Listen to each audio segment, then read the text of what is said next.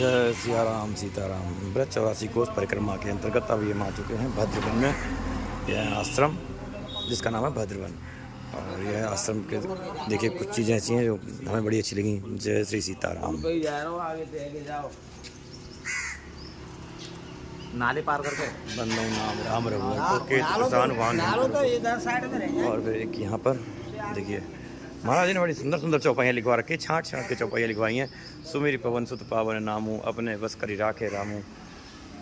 और यहीं पर विराजमान है पंचमुखी हनुमान जी महाराज जी भी। फोन उठा लिया लाला मेरा।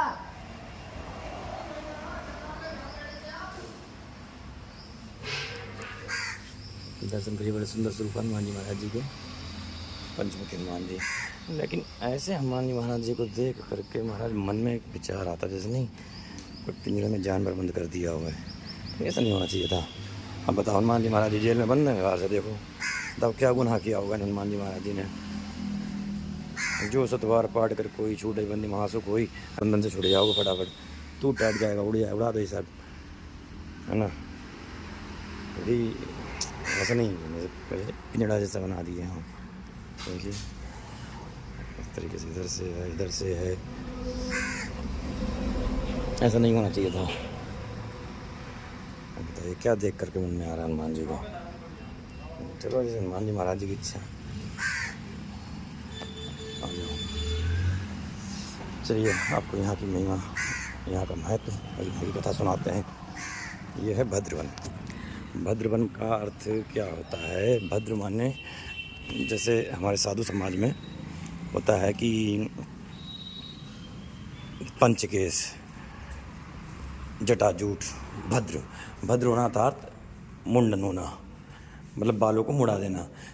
तो जय सिया राम बाबा, जय जय श्री सीताराम बाबा। राम राम राम राम राम राम राम राम राम राम सीताराम। जय जय सीताराम भगवती देवी। राम राम सीताराम सीताराम जय सिया राम। और ये यहाँ विराजमान श्री हनुमान जी महाराज जी। जय सिया राम सीताराम सीताराम।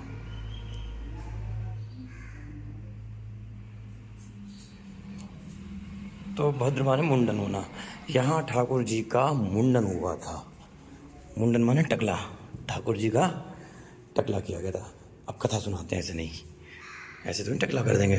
मुंडन हुआ था यार, भद्र हुआ था हमारा कन्हैया। और ये है भद्र बिहारी सरकार। जय सीताराम। और यहाँ पास में ही है, यहाँ पे दाऊ दादा हमारा और मैया रेवती। आइए दर्शन करते हैं। जय सीताराम सीताराम सीताराम। जय जय सीताराम। दाऊ दादा राम राम।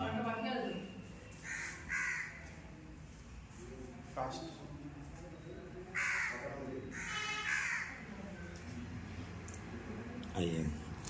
तो क्या हुआ था, ये जो जगह है यहाँ पर ठाकुर जी गौचारण लीला करते थे। गौचारण लीला था, गाय चराने आते थे। गाय चराने आते थे तो कंस का भेजा हुआ एक राक्षस जिसका नाम था बच्छासुर। बच्छासुर आकर के ठाकुर जी की गायों में मिल गया।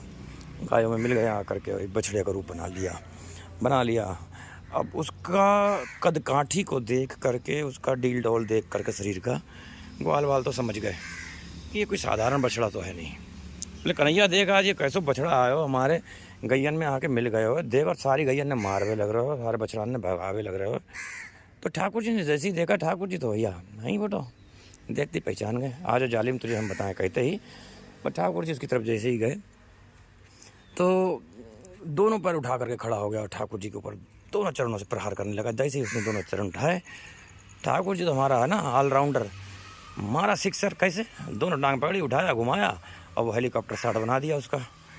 अब हेलीकॉप्टर शॉट माने उसको घुमा के दे के मारा। एक ही बार में महाराज नीचे गिरते प्राण पखेरू सीताराम हो गए उसके। तो अब प्राण पखेरू सीताराम। अब ये ग्वाल बाल भी कम थोड़ी ना महाराज जी भी ठाकुर जी के सरकार, अरे तने बछड़ा मार दी हो, तने बछड़ा मार दी, तने गौवंश मार हत्या कर दी। अब ले अभी तक तो कह रहे थे ठाकुर रक्षा कर हमारी, बचा हमें आए थे। अब बचा बचा कर रहे थे, रक्षा कर, और मार दियो तो कह रहे तने तो बछड़ा मार दियो, तने गौ हत्या कर दी। ठाकुर जी बोले क्या करे महाराज, प्रायश्चित बताओ। तो कहते कि भाई प्रायश्चित में, बोले भाई अब भद्र हो जाओ तुम यहाँ पर। तो ठाकुर जी इस गौ हत्या के पाप के कारण यहाँ पे भद्र हुए, इसलिए इस स्थान का नाम है भद्रवन। तो ये होती है यहाँ की कथा, ठाकुर जी की लीला स्थली है। और बस दर्शन करो, आनंद करो। आगे चलते हैं, आगे आपको और जगह का दर्शन करवाएंगे। जय जय श्री सीताराम।